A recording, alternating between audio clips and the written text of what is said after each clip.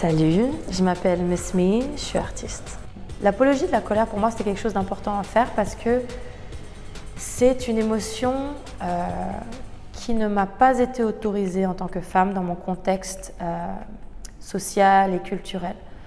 On m'a toujours appris qu'une fille, ça ne se met pas trop en colère. Si tu veux être appréciée, si tu veux que les gens te prennent au sérieux, il faut que tu sois agréable, il faut que tu gardes certaines choses pour toi. Mais moi, j'ai beaucoup de choses qui avaient besoin de sortir, comme pour beaucoup de femmes d'ailleurs. Et donc je me suis mise en colère. Et quand je me suis finalement autorisée, ça m'a fait un bien fou en fait.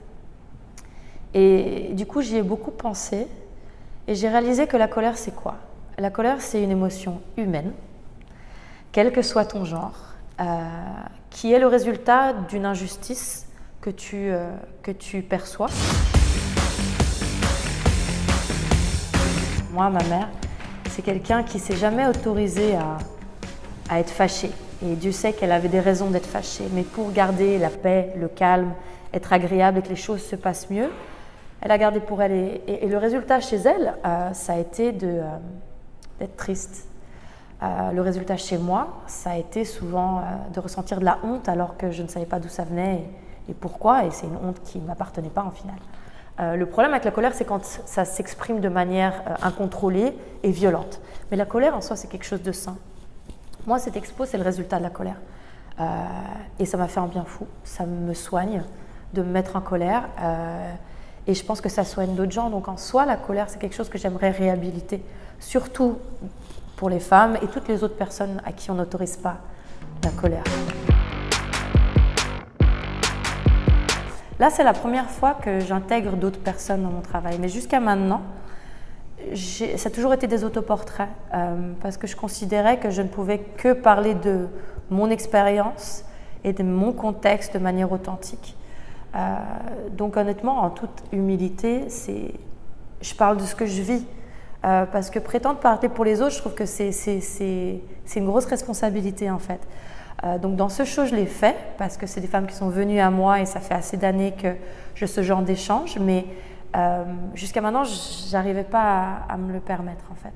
Une fille qui a un décolleté ou qui a des vêtements moulants, même si c'est la mode, le simple fait qu'elle ait une poitrine plus voluptueuse ou encore plus voluptueux, on va lui dire qu'elle est plus sexuelle. Moi, je l'ai vécu depuis mon adolescence. On m'a reproché la sexualisation des hommes sur mon corps, on me l'a reproché à moi alors que je ne comprenais même pas ce que ça voulait dire.